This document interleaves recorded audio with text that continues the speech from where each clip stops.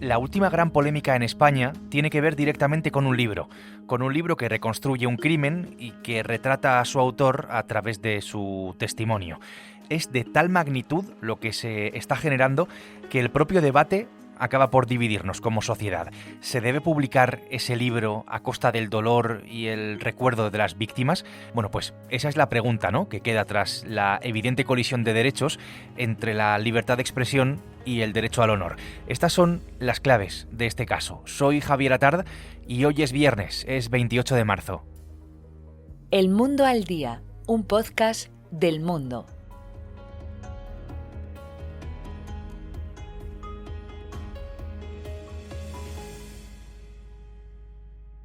Los jurados encontramos por unanimidad al acusado José Bretón Gómez culpable del hecho delictivo. Muerte de Ruth y José Bretón Ortiz, provocada intencionadamente por su padre, José Bretón Gómez. Culpable. Lo primero que creo que tengo que aclarar es que José Bretón es un asesino. Está condenado por matar a sus hijos, José y Ruth, que en ese momento tenían 2 y 6 años, en 2011. Y ahora mismo está en la cárcel cumpliendo una pena de prisión de 40 años. 9 meses y 22 días sin rastro de los pequeños. El sábado 8 de octubre estaban con su padre en Córdoba pasando el fin de semana y nada se ha vuelto a saber de ellos. Si ya de por sí hay pocas palabras para definir a alguien que es capaz de matar a sus hijos, lo que hizo Bretón, pues creo que desde luego no tiene nombre. Su mujer, que se llama Ruth Ortiz, le deja a Bretón. Él, que es una persona bastante lamentable, celosa, controladora, le escribe una especie de carta bastante humillante para él, humillándose, con tal de seguir con ella, pero no obtiene resultado, no consigue ese objetivo. Entonces lo que hace es coger a sus hijos, que viven en Huelva, y se los lleva hasta Córdoba con la excusa de pasar el fin de semana en la finca de sus padres, los abuelos de los niños, que se llama Las Quemadillas. Bretón, para que te hagas una idea, lo tenía todo absolutamente preparado. Los litros de gasoil, los kilos de madera. Lo que hace al día siguiente es darles a sus hijos una sobredosis de somníferos y los quema en una hoguera. Lo hace especialmente para hacerle todo el daño posible a la madre, a su exmujer, a Ruth Ortiz. Luego finge que había perdido a sus hijos en el parque, pero es tan torpe y lo hace tan mal que los investigadores sospechan de él desde el primer momento hasta que al final se acaba descubriendo todo. Bueno, pues esto es José Bretón, para que nos hagamos una idea del sujeto, ¿no?, que está protagonizando la polémica. Y ahora, pues vamos con esa polémica y con el libro de autos. Todo esto lo conoce bastante bien mi compañero de la sección de Cultura del Mundo, Pablo Roces. Hola, Pablo, ¿qué tal? Hola, Javier, ¿cómo estás? El libro, Pablo, se llama El odio, así es como se llama. Lo escribe Luis G. Martín, es el autor, que por cierto he leído que estuvo escribiendo discursos para Pedro Sánchez en su momento. La editorial, que también está en el centro de esta polémica, es Anagrama. El libro está escrito, está listo y se tendría que haber publicado ya hace algunos días, pero de momento lo que sabemos es que no se va a poner a la venta. Eso es, el libro por el momento está paralizada su distribución, que esto quiere decir que no va a llegar a librerías de un modo indefinido o sine die, que es lo último que ha dicho Anagrama en su comunicado de ayer al mediodía.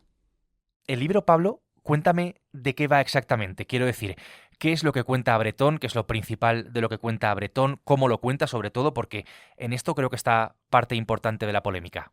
Claro, ahí la cuestión es, este libro crea a partir de primero cartas, luego llamadas telefónicas y una visita de Luis G. Martín a la cárcel de Castilla-La Mancha en la que se encuentra en estos momentos José Bretón.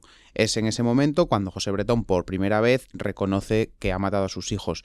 Es verdad que hay una sentencia judicial sobre José Bretón que le acusa del asesinato doble de Ruth y de José, pero nunca públicamente él había reconocido que había asesinado a sus hijos. Ese es el punto clave de toda esta historia. La editorial vende que estamos ante una especie de ensayo sobre la maldad humana que el autor escribe a través del testimonio, como estamos explicando, de José Bretón. Una de las grandes cuestiones tiene que ver con los motivos que podría tener el propio Bretón para colaborar con esto, ¿no?, para aparecer en este libro. Se ha hablado hoy mucho del asunto económico, sobre si se iba a lucrar Bretón con este libro.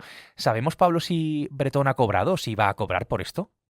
En primer lugar, hay que decir que ese es un argumento sin ninguna base, que se ha esgrimido en los últimos días desde muchos sitios, especialmente en las redes sociales, pero nadie tenía esa constatación, nadie sabía si Bretón había cobrado o no. Ayer la editorial Anagrama, además, utiliza la palabra rotundamente, dice que niega rotundamente que José Bretón haya recibido alguna contraprestación económica.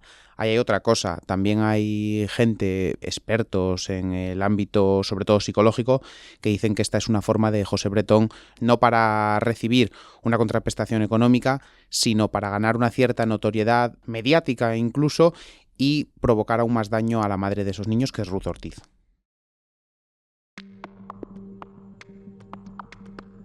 Claro, sabiendo lo que es y lo que ha hecho Bretón, tenemos que fijarnos en sus víctimas.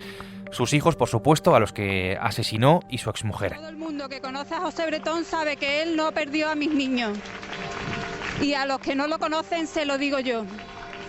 Él es el responsable de la desaparición de mis hijos. En un primer momento, ella, Ruth Ortiz, ha querido frenar la distribución del libro presentando una demanda por intromisión ilegítima del derecho a la intimidad y a la propia imagen de los menores. Importante primera parte. En una segunda parte, la Fiscalía de Barcelona exigía que este libro fuera paralizado por el daño que podía causar en la madre y a la memoria, importante también, de los asesinados. Pablo, vamos con esta vertiente un tanto más jurídica. ¿En qué punto judicial estamos en este momento? Bien, ahí ese punto que decías de la Fiscalía, ese es el primer paso. Luego, un juzgado de instrucción de Barcelona no admitió esa versión, dijo que el libro se debía publicar porque la libertad de expresión debía prevalecer. Fue muy duro con la Fiscalía, rebatió de forma muy dura la visión de la Fiscalía, y luego la Fiscalía, al día siguiente, eleva ese caso a la Audiencia Provincial de Barcelona, que es el punto en el que se encuentra ahora, y también es muy duro con el juez de instrucción que está llevando este caso. Es decir, ahí hay un choque clarísimo entre la visión de la Fiscalía y la visión del juzgado, con argumentos muy duros del uno contra el otro, acusándose de cosas bastante graves.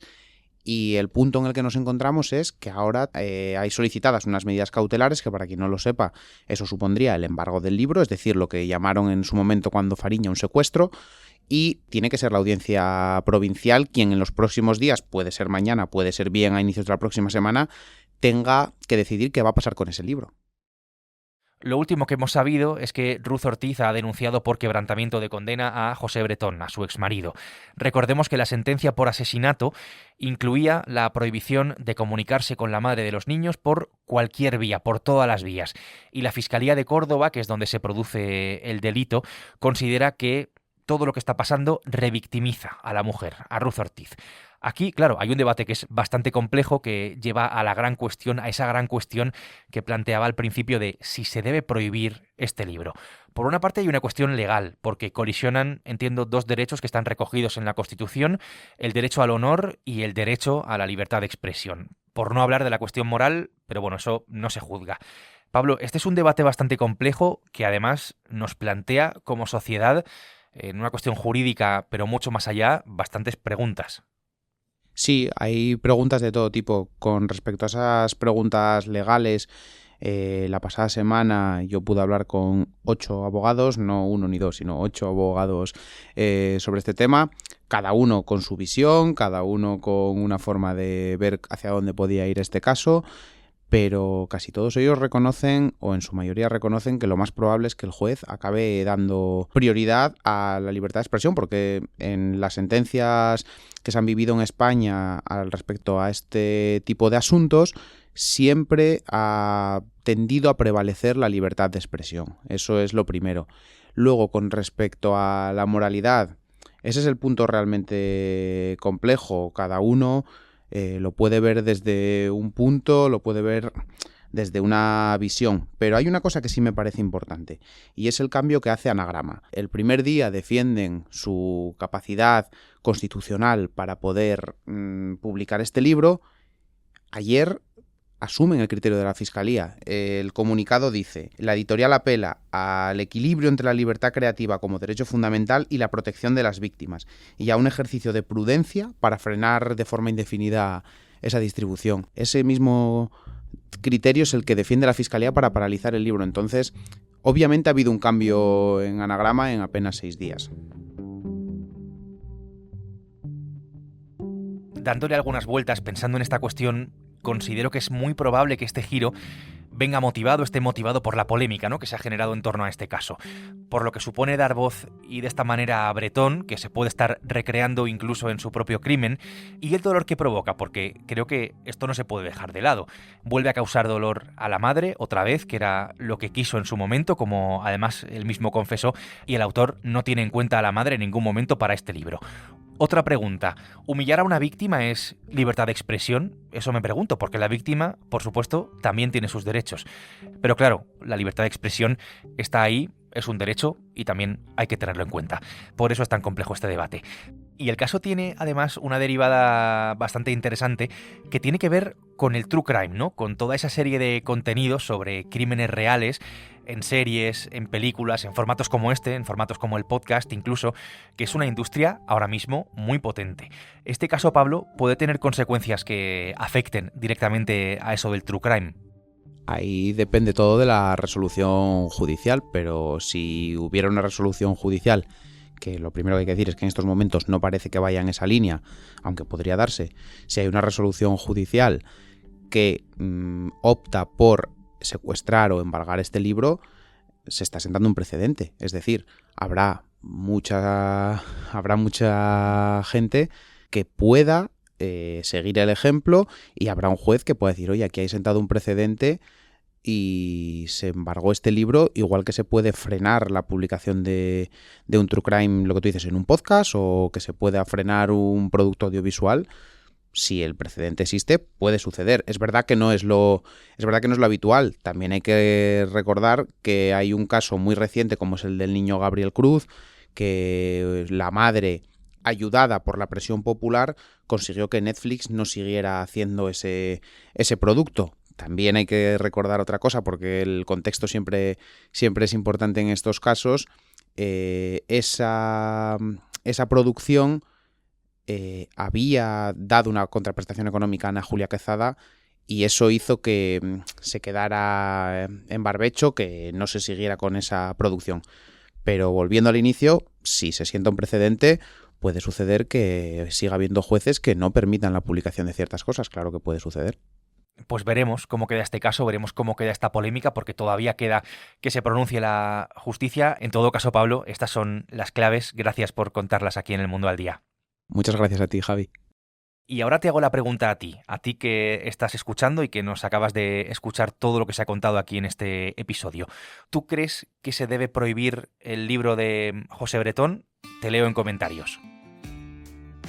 Me parece un ejercicio interesante. Si quieres, puedes expresar a través de los comentarios la opinión que tienes sobre esto en los comentarios a este podcast que se llama El Mundo al Día y que hoy ha hecho posible mi compañero Pablo Roces. Puedes escucharnos todos los días a través de la web del Mundo, de elmundo.es, y por supuesto también a través de las principales plataformas de audio donde tienes la opción de suscribirte. El próximo lunes, más El Mundo al Día. Has escuchado El Mundo al Día, un podcast del Mundo.